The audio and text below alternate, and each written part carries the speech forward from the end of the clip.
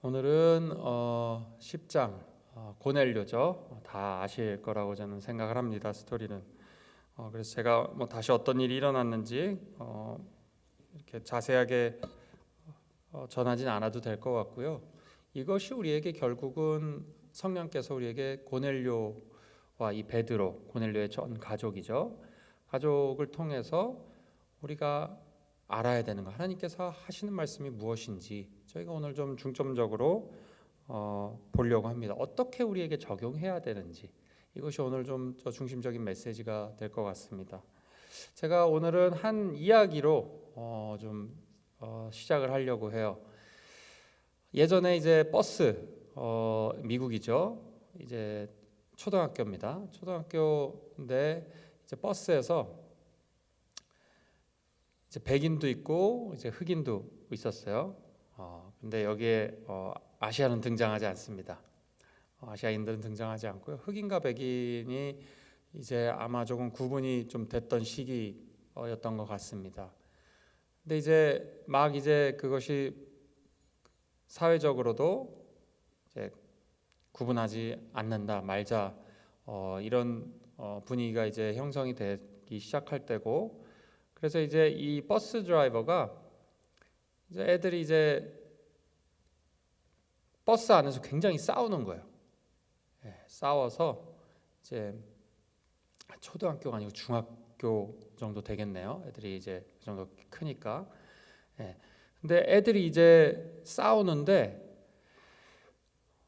어느 날은 이제 이 싸움을 좀 말려야겠다. 어떻게 해볼까? 이제 딱 보니까 이제 흑인과 백인들이 싸우는 것이죠. 애들이. 그래서 이분이 오늘은 이제 맘먹고 내가 오늘 바꿔버리라, 못 싸우게 하리라, 이 모든 싸움을 내가 청산하게 해주리라 하고 한 가지 아이디어를 냈어요. 그래서 애들이 들어올 때마다 이제 백인 아이가 들어올 때 너가 무슨 색이야? 이렇게 물어봤어요. 그랬더니 그 백인이 white 이렇게 한 거죠. 흰색이다. 그러니까 사실 흰색도 아니죠. 근데 어쨌든 흰색이다. 우리가 그렇게 알고 있죠. 그랬더니 아니야, 너 오늘부터 초록색이야 이렇게 된 거예요. 너 무슨 색이라고? 그러니까 초록색이요 이렇게 된 거죠. 그래서 모든 백인 아이들한테 그렇게 초록색이라고 말했어요. 그리고 흑인 아이들이 들어올 때도 똑같이 너 무슨 색이야? 그랬더니 자기가 흑인이다. 그랬더니 아니야, 너 초록색이야 이제부터. 그래서 이제 다 같은 색이 된 거예요. 그래서 다 이제 탔어요. 그랬더니 이제 출발을 하려고 보니까 아이들 저쪽에서 웅성웅성하더니 한 명이 소리치는 거예요. 뭐라고 소리쳤냐면 초록색은 이쪽, 짙은 초록색은 이쪽 앉으라 그러는 거죠. 그러니까 우리도 비슷합니다. 오늘의 메시지는 편견이에요. 편견.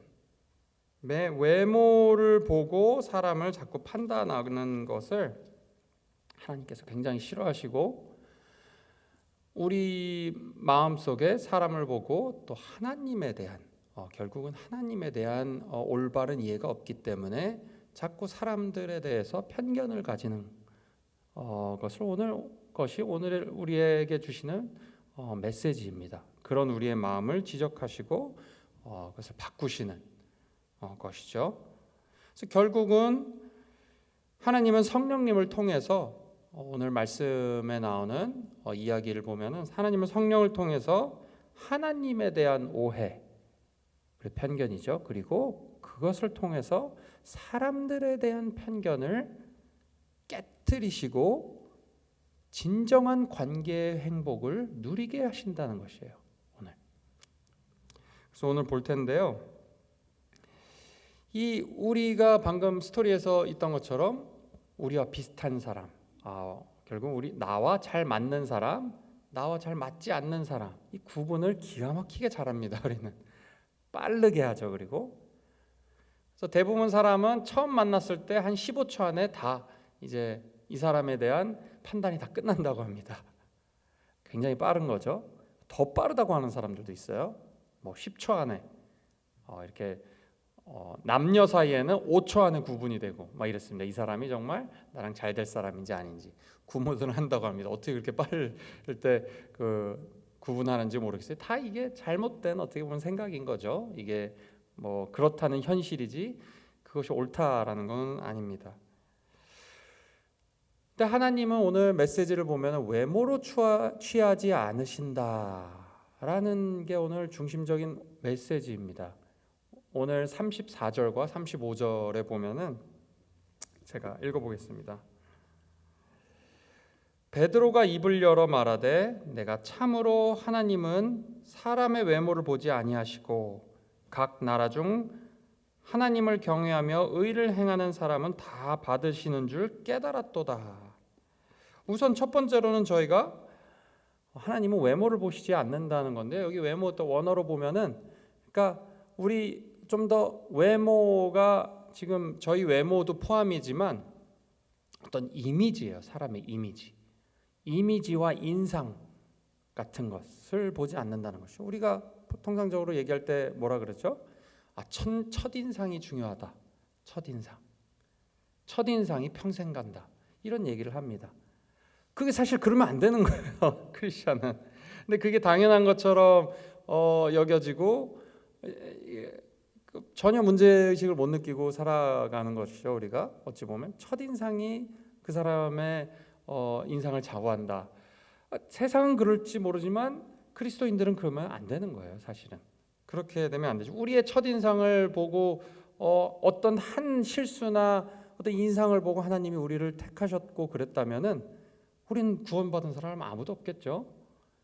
근데 여기서 질문이 있습니다. 우리가 지금 35절 제가 방금 읽어드렸던 것에 각 나라 중 하나님을 경외하며 의를 행하는 사람은 다 받으시는 줄을 깨달았도다. 근데 제가 항상 말씀드리고 성경적으로 우리가 다른 곳에서 알 수 있는 것은 하나님은 우리의 외모를 취하지 않는다고 했고, 방금 여기서도 돼 있죠. 외모를 취하지 않으신다 그랬는데 그 다음 절에 바로 하나님을 경외하며 의를 행하는 사람은 다 받으신다. 이게 이해가 안 되지 않으십니까? 마치 하나님이 이 고넬료의 어떤 마음속의 그 행동과 그 마음에, 경외하는 마음에 어떤 가치를 보셨다는 것처럼 쓰여져 있어요. 자, 이래서 우리가 이런 경우는요, 어려운 경우입니다. 사실 우리가 이해하기에.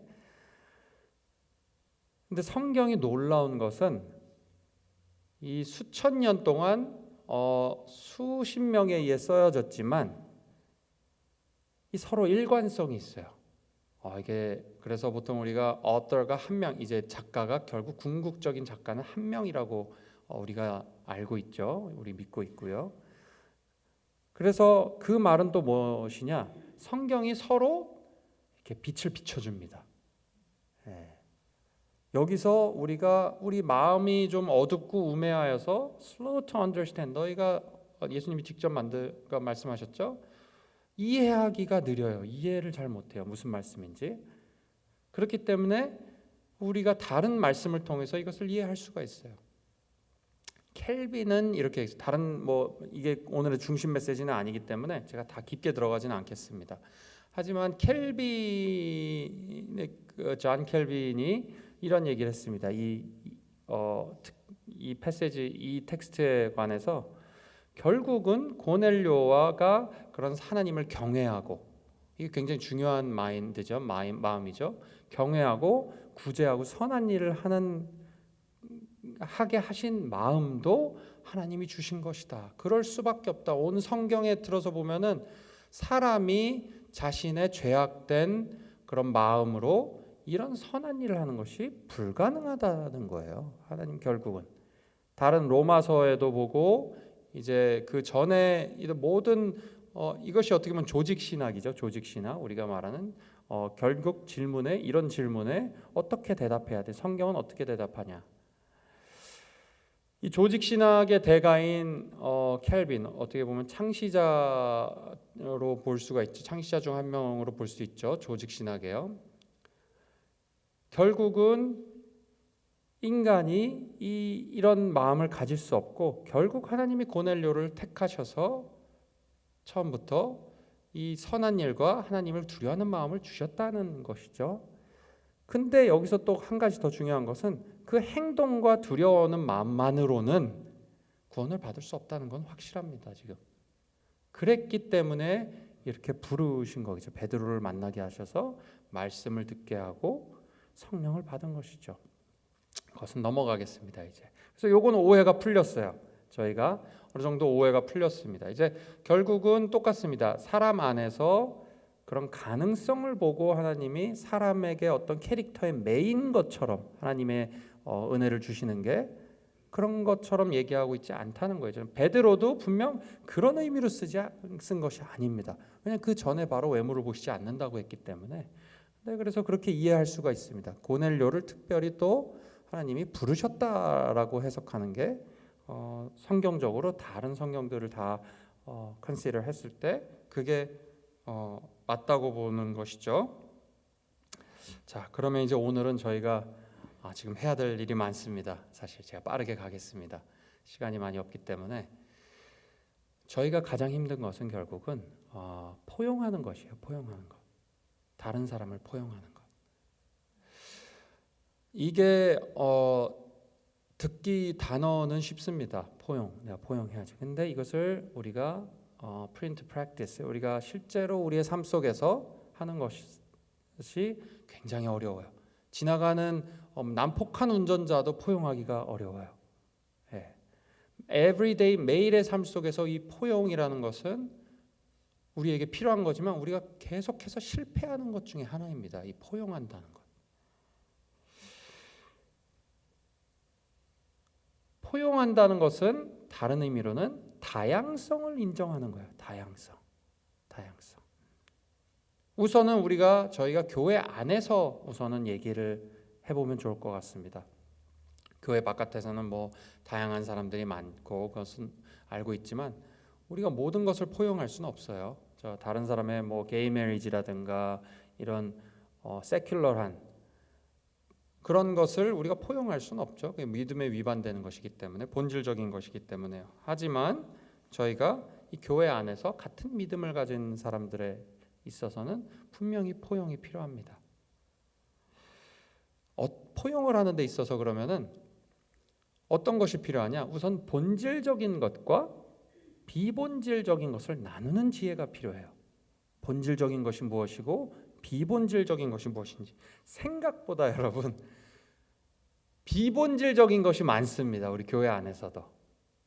우리가 생각하는 것에 제가 생각하기에 한 반 이상은 다 비본질적인 것들이에요. 저희가 사람을 보고 이제 판단하고 그리고 신앙생활하는 데 있어서 대부분이 비본질적인 것이고 하나님께서 일부러 그렇게 만드신 것이라고 생각합니다. 하나님이 이렇게 정말 마이크로 매니지먼트라 그러죠. 작은 거 하나같이 막 꼬치꼬치 막 그런 따지고 왜 그러냐 막 꼬치꼬치 묻고 이러신 분이 아니라는 것이 제가 너무 빨리 갔는데요. 제가 빨리 또 보겠습니다.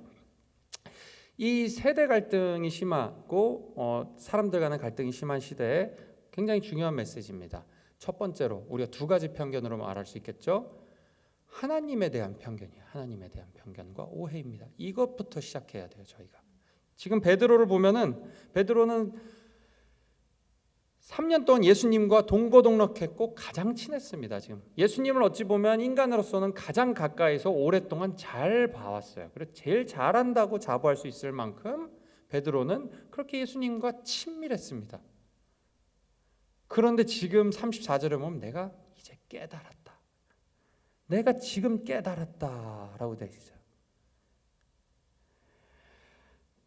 그러니까 결국은 바울도 예수님을 그렇게 잘 알았음에도 불구하고 진짜 그 하나님의 마음을 알지 못했던 것이죠. 이런 걸 봤을 때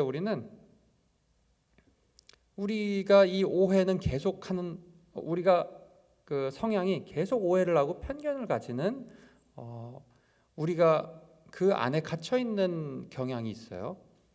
그래서 이것을 하나님에 대한 편견이 생깁니다. 우리가 그 보통 일반적으로 가지고 있는 하나님의 편견이 뭘까요? 몇 가지를 보려고 합니다. 하나님은 지금 베드로가 또 어느 정도 예수님을 만나기 전에 가지고 있던 그 편견과도 관련이 있습니다. 하나님은 분노와 심판을 즐겨하시는 분이다.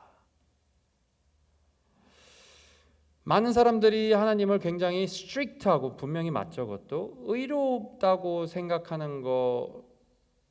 생각하실 때 이렇게 하나님을 마치 굉장히 화가 나 있으신 분처럼, 우리가 구약을 보면은 굉장히 화를 잘 내시는 분으로 저희가 오해를 해요. 하지만 사실 그렇지 않습니다. 하나님이 분노하실 때는 딱 한 가지예요. 의롭지 않을 때, 그리고 하나님을 저버렸을 때, 관계에 있어서 오는 화입니다. 예를 들어서 부부간에 누가 한 명이 계속 바람을 펴요. 그 바람을 피는 사람이 그 바람을 자기 아내나 남편한테 가서 우울하고 화가 나 있고 분노하고 있는 사람한테 가서 너는 왜 이렇게 화를 내냐? 너한테 나는 지금 이러면 내가 너한테 이미지가 어쩔 것 같아? 너는 화내는 사람이 이럴 수가 없는 것이죠. 그렇죠? 그거의 본성이 아닌 것입니다. 진짜 아는 것입니다. 그거는 하나님이 분노하시고 심판하시고 재단하시고 하시는 것은 죄에 관해서 그렇게 하시는 것이지 하나님의 본질적인 성품은 아니라는 거예요. 본질적인 하나님께서 우리에게 보여주시는, 하나님 우리를 대하시는 방법이 아니라는 것이죠. 오히려 하나님은 자비와 사랑, 결국은 그 분노가 참고 참아오시다가 결국은 그 아들한테 다 부으셨다는 게 복음이죠. 그렇기 때문에 우리는 이것이 우리에게 어떤 변화가 있어야 될까요? 하나님을 결국 올바로 아는 것이 사람을 올바로 알게 하는 것이죠. 잘못된 믿음, 왜곡된 신앙을 가지게 됩니다. 자꾸 이렇게 되면 두려움과 죄책감 속에 살아갈 수 있어요. 저희가 용서하기 싫어하시는 하나님, 이것만은 내가 못 넘어가겠다 하시는 아주 스트릭트한 무서운 하나님. 우리가 저희 부모님들, 혹시 무서운 부모님을 두신 분들은 이렇게 받아들이기가 더 힘드시기도 합니다. 무섭고 스트릭트한 아버지를 두셨던 분들, 말이 없고 이렇게 지적만 하고, 이런 부모 밑에서 자란 사람들은 더 하나님을 그렇게 오해하기가 쉽다고 해요. 그래서 뭔가 하나 내가 실수했을 때 두려움과 죄책감, 내가 내 자신을 용서하지 못하는 것들, 이런 것들이 다 하나님을 잘못 이해하는 데서 옵니다. 그러면은 똑같이 동시에 하나님의 그 깊은 사랑과 용서를 마음속에 깨닫지 못하겠죠. 하나님은 그러신 분이라고 생각하지 못하기 때문에 신앙적인 깊이가 깊어지지 못하고 영적으로 성장하지 못합니다. 여러분, 이런 하나님에 대한 노예가 있을 때 우리는 성장하지 못하죠. 결국은 하나님은 또 우리가 오해하는 건 멀리 계시다는 거예요. 멀리 계시다는 거예요. 멀리 계시다는 것이라고 오해하는 것이죠. 더 정확하게 말하면요. 근데 하나님은 내 삶에 정말 관심이 있으실까?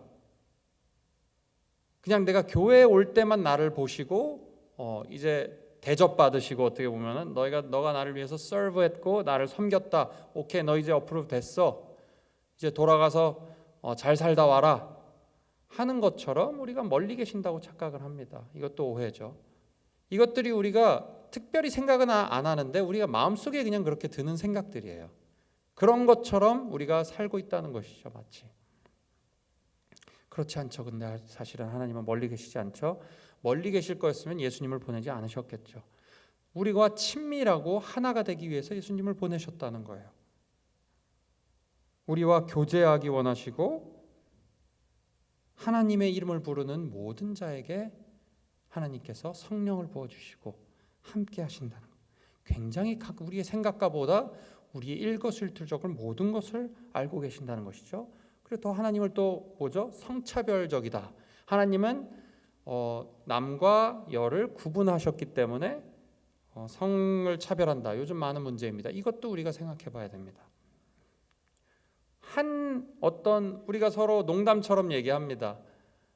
저도 가끔 와이프를 보면서 와이프가 아무래도 업데이트된 버전 같다. 하나님이 다음에 만드셨기 때문에, 남자 다음에 만드셨기 때문에 업데이트된 버전 같다 이런 농담도 합니다. 근데 사실은 들어보면 이게 사실 블라스페미예요. 사실 제가 말하면서도 이게 사실 신성모독일 수 있습니다. 하나님이 마치 실수로 만드셨기 때문에 그 다음에 더 좋게 만드셨다라는 것이 될 수 있죠. 또 반대로도 얘기해요. 반대로도 문화적으로도 여성들이 많이 핍박을 받았습니다.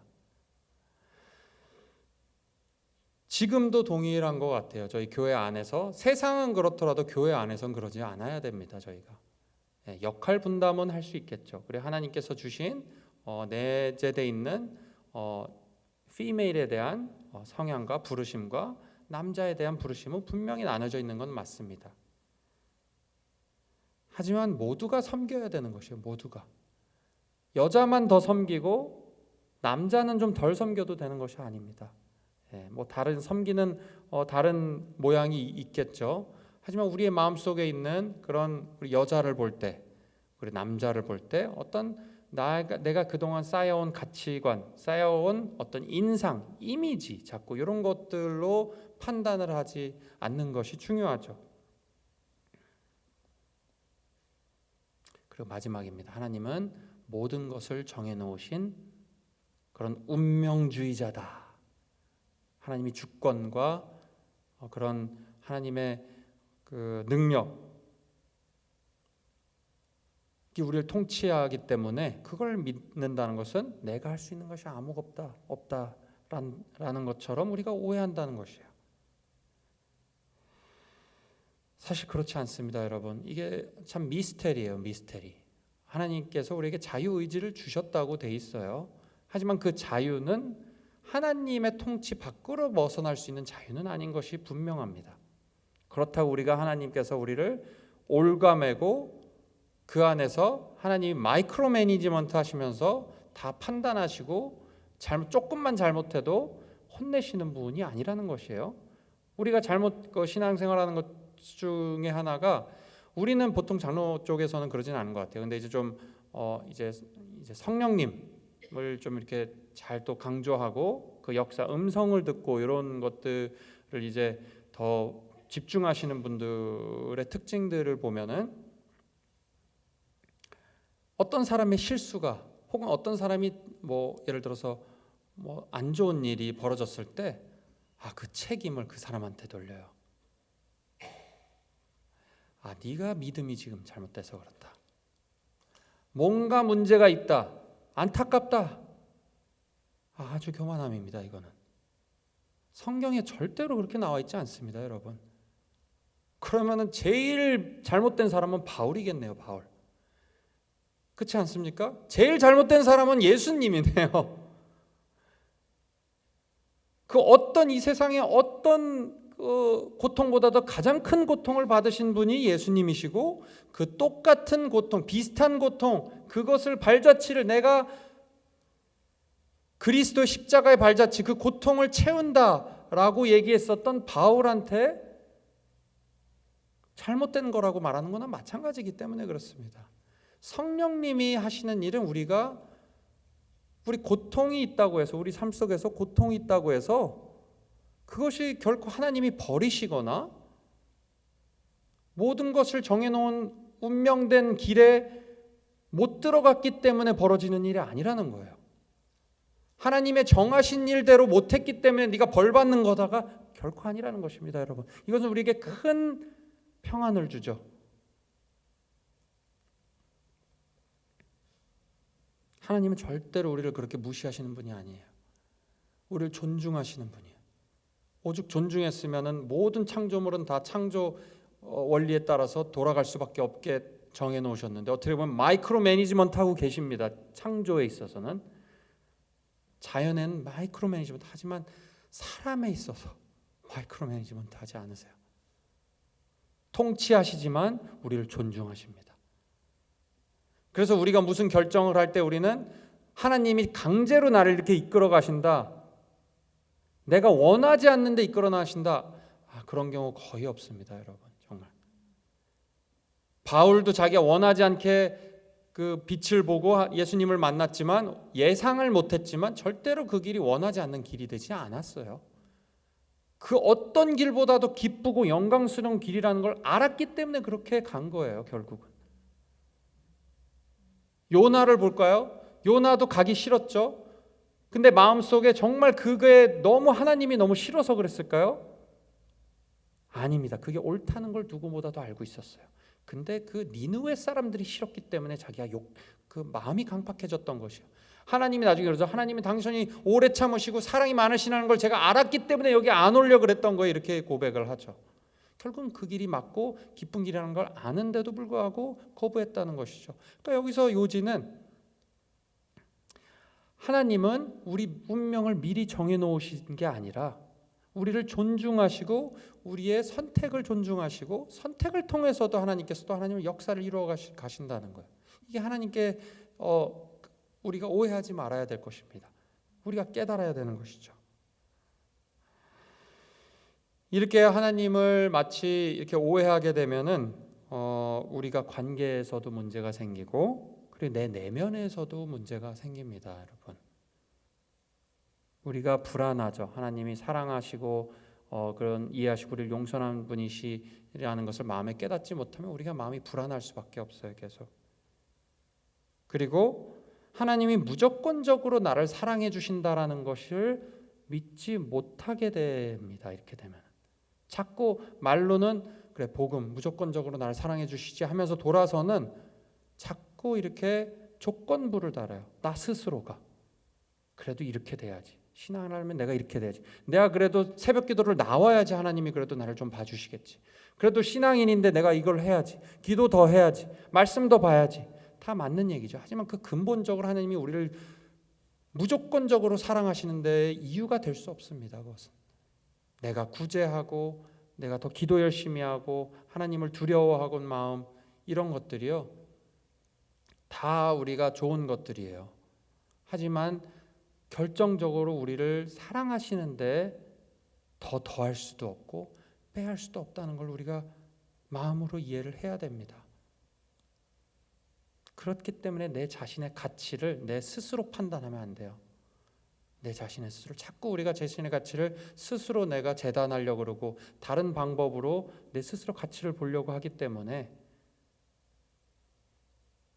나의 부족함에만 자꾸 집중하기 때문에 다른 사람도 똑같이 그렇게 보게 됩니다.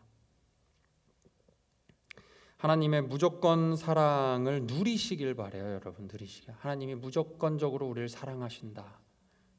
그것이 우리의 신앙의 시작이고 그것이 완성일 것이다 라는 것을 마음속으로 정말 믿으시길 바랍니다, 여러분. 이것이 우리가 하나님이 우리에게 원하시는 것이고 지금 우리가 누릴 수 있는 큰 사랑의 기쁨이에요, 사실. 우리 사람에 대한 편견도 있습니다. 이걸 다 볼 수 있을지 모르겠지만 제가 이렇게 너무 많이 적었는데 이렇게 하나님에 대한 오해를 풀어야 되는 것이 하나고 사람에 대한 오해. 지금 베드로가 했었던 그동안 하나님이 저들은 어떻게 보면은 알고 있었을 거예요. 근데 그게 어떻게 하나님이 이루어 가실지 궁금했을 겁니다. 깨닫고 경험적으로 깨닫지 못했겠죠. 그 이방인들에게도 하나님이 축복을 주실 거라는 걸, 구원을 주실 거라는 걸. 유대인들한테는 예수님이 나타나시기 전까지는 자신들만의 것이었어요. 항상 자신을. 유대교로 들어와야 모두가 전 세계에서 유대교로 들어와야지 그게 구원이 있다라는 어떤 마인드가 있었기 때문에 이 새로운 것이죠, 베드로에게도. 근데 사람을 보는 것을 달라져야 됩니다. 이게 어떻게 보면 우리에게 또 두 번째로 중요한 것이에요. 우리가 오해하는 것, 우리가 편견을 가지고 있는 것입니다. 신학적 견해 차이예요. 우리가 신앙적인 견해 차이예요.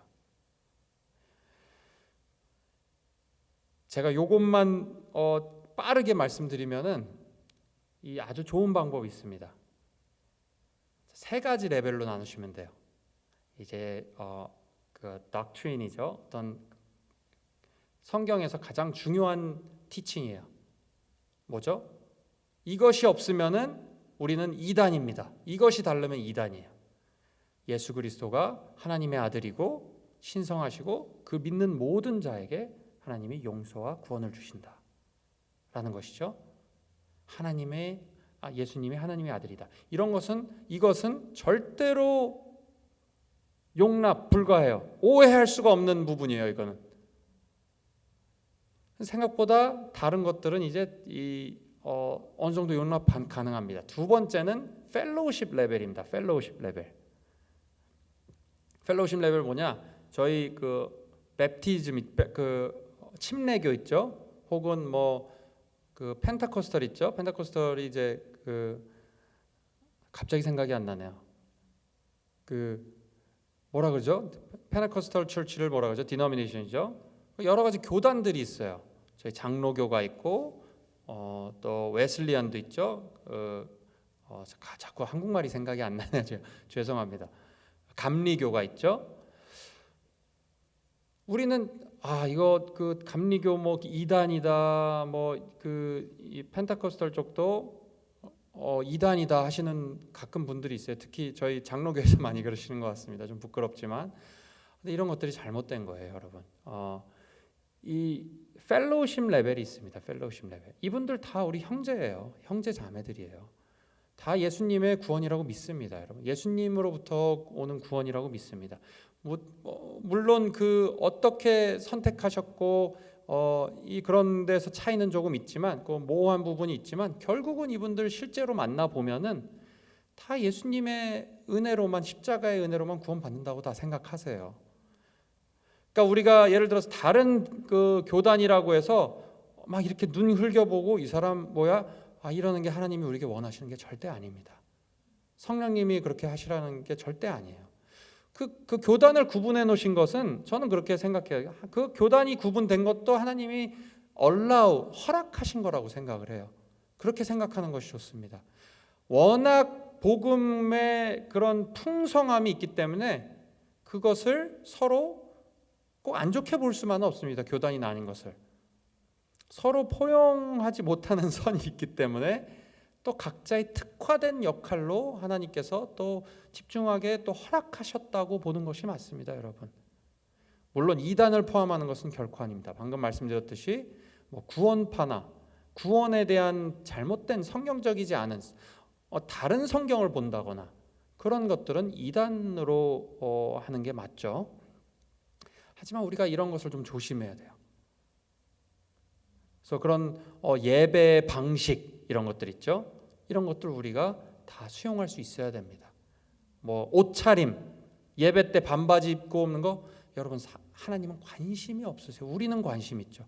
하나님은 그런 게 관심이 없으세요. 그렇기 때문에 지금 베드로가 놀란 거예요. 지금 베드로가 자란 곳은 굉장히 보수적이고 그 법이 굉장히 통치하는 세상이었는데, 하나님이 꿈꾸시는 교회, 하나님이 꿈꾸시는 하나님의 나라는 다양한 사람이 한 마음으로 모여서 서로 즐기는 교회라는 것이죠. 그런 나라라는 것이죠. 그래서 우리가 자꾸 저 사람 옷차림이 왜 저래? 예배 시간에 왔는데 옷차림이 왜 저래? 머리 스타일은 왜 저래? 이런 거를 그만해야 됩니다. 우리 마음속으로. 말은 하지 않더라도 마음속으로 그렇게 느끼게 되겠죠. 저 사람 말투가 왜 저래? 왜 사투리가 저 사람 저런 출신이구나. 이런 거를 하지 말아야 됩니다. 하나님이 하지 말라고 하세요. 그런 거. 하나님은 거기에 관심이 없으십니다. 우리만 관심이 있는 거예요. 그리고 결국은 우리가 그런 것을 할 때 진정으로 하나님께서 주시는 그런 관계의 행복, 풍성함을 누리지 못하게 된다는 데 있습니다. 문제는 성령 충만한 교회가 되지 못하고 성령 충만한 삶을 살 수가 없다는 것이에요. 내가 스스로 자라온 문화의 그런 틀에 갇혀서 사람들을 판단하게 되는 것이 우리가 결국은 하나님께서 주시는 축복을 누리지 못하게 된다는 것이죠. 그리고 어떤 교회 활동에 적극 참여하지 않는다고 해서 그 사람을 덜 신앙적이다, 신앙이 부족하다라고 판단하는 것, 이것도 문제입니다, 여러분. 뜨끔하실 수도 있습니다. 왜냐하면 우리가 그렇게 배웠기 때문이에요. 하지만 그렇지 않습니다, 여러분. 신앙생활은 이 섬김에만 있지 않습니다, 결코. 그렇죠. 섬김이 필요할 땐 그 마음이 동하셔서 하나님이 부르시기도 하죠. 그리고 일꾼이 항상 부족합니다, 교회에서는. 맞습니다. 하지만 그렇다고 해서, 오지 않는다고 해서 그 신앙이 떨어진다고 우리가 생각하면 안 되는 거예요. 다 각자의, 특히 요즘 시대 같은 경우는, 옛날에는 좀 더 그게 단순한 사회 구조고 단순한 라이프스타일이었기 때문에 그것이 적용됐었던 것은 맞는 것 같습니다. 하지만 지금 시대에는 삶이 너무 복잡해졌고 사회적 구조도 훨씬 복잡해졌습니다. 지금 20년 전, 30년 전보다. 그래서 그것이 적용하기가 힘들어요. 지금 이것을 다 하나하나 제가 지금 프로브할 시간은 아닌 것 같고, 우선은 우리가 사람을 판단하는 모든 것을 버려야 됩니다. 이렇게 그 사람의 신앙을 판단하고 함부로 그 사람이 겪고 있는 것을 알지 못한 채 그 사람을 멸시하거나 그 사람에 대해서 오해하고 편견을 가지면 안 되는 것이죠. 사실 우리가 이 편견이 굉장히 깊숙이 박혀져 있기 때문에 우리가 마음으로는 포용하려고 마음 먹어도 실제로가 우리가 맞닥뜨렸을 때 깜짝 놀래고 적응 안 되고 생소한 것, 투성일 것입니다. 우리가 언제 알 수 있죠? MZ세대, 우리 다음 세대. 저는 아마 밀레니엄에 속하는 것 같습니다. 밀레니엄인데, 밀레니엄 MZ세대의 거의 최고봉이죠. MZ세대까지는 아니죠, 제가. 근데 밀레니엄의 시작인 것 같아요. 근데 이 세대 간의 갈등이 결국 이 오해와 편견, 본질적이지 않은 것 때문에 그 사람을 판단하고 그 세대를 판단하고 오해하기 때문에 그래요. 무시하기 때문이죠. 결국은 무시입니다. 결국은 마음에 가서 네가 그러면 안 된다. 물론 나이가 어리기 때문에 배워야 될 것이 많죠. 하지만 우리가 기억해야 될 것은 결국 인간의 방법으로 되온 적이 없고 교회도 인간의 힘으로 되지 않았었다는 것을 우리가 기억해야 돼요. 성령이 역사하시는 것은 포용하고 그 사람을, 우리가 깜짝 놀라더라도 베드로처럼 모든 사람이 놀랐어요. 지금 하나님이 역사하시는 것을. 우리가 우리의 그런 편견과 오해를, 하나님에 대한 편견, 인간에 대한 편견, 오해를 내려놓고 우리가 하나님의 인도하심을 구할 때 하나님께서 놀랍게 역사하신다는 것을 우리가 오늘 배울 수 있습니다. 오늘 이 말씀을 통해서 제가 좀 적용에 더 집중을 한 이유는 적용이 너무 힘든 부분이고 적용이 여러 방면에 제가 적은 것을 다 하지도 못했습니다. 오늘 시간이 좀 돼서 많이 됐네요. 시간이. 오늘 결국은 하나님께서 우리의 그런 막힌 담을 허시고, 우리와 하나님 간에 예수님을 통해서 막힌 담을 허시고, 또 그 막힌 담을 허름으로써 사랑이 흘러가게 하시고, 지금도 우리의 삶 속에서 그런 오해와 편견을 깨뜨리시는 일을 하시고 계신다는 것을 우리가 마음속으로 인지하고 그것을 믿고, 나는 모르지만 나를 놀라게 하셔서 기쁘게 하시는 하나님의 역사를, 인도하심을 위해 기도하시는, 그래서 하나님께서 주시는 관계 행복을 많이 누리시는 우리 모두 되기를 주의 이름으로 축원합니다. 제가 기도하겠습니다. 하나님,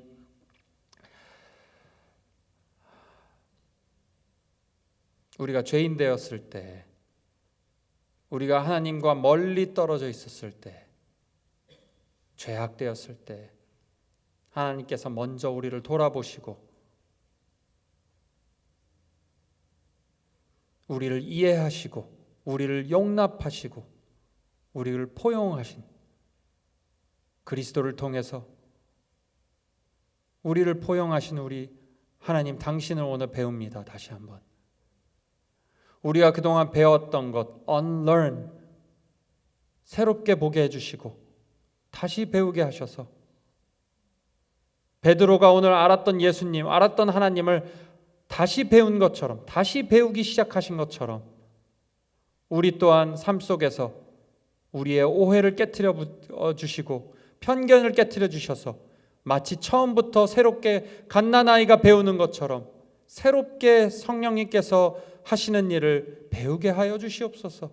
그런 겸손함 주셔서 주님께서 저희를 변화시켜 주시고 저희의 삶 속에 큰 소망의 기쁨을 주시고 아직도 배울 게 많고 새로운 걸 배우는 그런 어린아이처럼, 그런 어린아이가 누리는 기쁨처럼 그런 기쁨 우리에게도 주시옵소서. 하나님, 성령께서 우리 관계 속에서 사람들과의 이 교회 안에서 사람들과 관계하는 것을 통해서 우리가 모르는 것들을 배울 때 하나님께서 아버지 분쟁하지 않게 하여 주시고 그 마음에 겸손하게 하나님의 인도하심을 구하는 우리 모두들 되게 하셔서 하나님께서 주시는 기쁨의 관계의 기쁨, 그 사랑의 기쁨을 누리게 하여 주시옵소서. 예수 그리스도의 이름으로 기도드리옵나이다. 아멘. 기도하시고